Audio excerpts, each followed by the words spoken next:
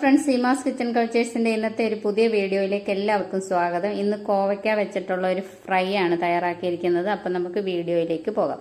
അപ്പോൾ കഴുകി എല്ലാവരും വൃത്തിയാക്കിയ കോവയ്ക്ക ഞാൻ ഇങ്ങനെ നീളത്തിൽ ഇങ്ങനെ ഒരു 3 പീസായിട്ട് അരിഞ്ഞെടുക്കുകയാണ്.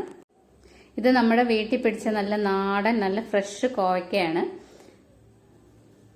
അപ്പോൾ നമ്മൾ കോവയ്ക്ക എല്ലാം ഒന്ന് 3 പീസാക്കി എടുക്കാം. ഇനി ഇതിലേക്ക് ഒരല്പം വിളഞ്ഞ് പഴുക്കാറായ കോവയ്ക്കയും കൂടി ഇട്ടിട്ടുണ്ട്. അതും ഇതിൻ്റെ കൂടെ നന്നായിട്ട് പൊരിഞ്ഞ് കിട്ടിക്കോളും.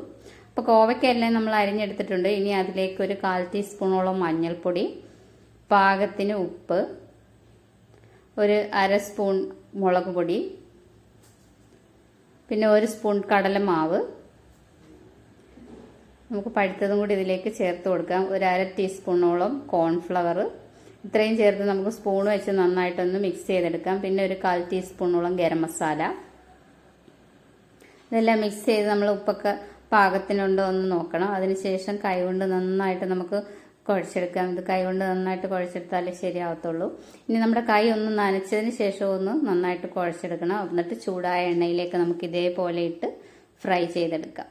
നല്ല ക്രിസ്പി ആയിട്ട് കിട്ടും. നമുക്കിത് ചോറിൻ്റെ കൂടെയൊക്കെ കഴിക്കാൻ തൈരും കോവയ്ക്ക ഫ്രൈയും ചമ്മന്തിയൊക്കെ ഉണ്ടെങ്കിൽ പിന്നെ വേറെ കറിയൊന്നും വേണ്ട. നമുക്ക് കുട്ടികൾക്കൊക്കെ കൊടുക്കാം. പൊരിച്ച മീനൊക്കെ കൂട്ടി കഴിക്കുന്ന പിള്ളേർക്ക് നമുക്ക് മീനില്ലെങ്കിൽ നമുക്കിങ്ങനെ കോവയ്ക്ക ഇതുപോലെ ഫ്രൈ ചെയ്ത് കൊടുത്താലും മതി. കുട്ടികൾക്കൊക്കെ വളരെ ഇഷ്ടപ്പെടും. നല്ല ടേസ്റ്റാണ്. വളരെ എളുപ്പത്തിൽ നമുക്ക് ഉണ്ടാക്കുവാനും പറ്റും. അടുത്തതും കൂടെ നമുക്ക് ഇതേപോലെ ഒന്നിട്ട് പൊരിച്ചെടുക്കാം. സ്പൂണിട്ട് ഇടയ്ക്കൊക്കെ ഒന്ന് ഇളക്കി തിരിച്ചു മറിച്ചൊക്കെ ഇട്ട് കൊടുക്കണം ഫ്രൈ ആവാൻ വേണ്ടിയിട്ട്.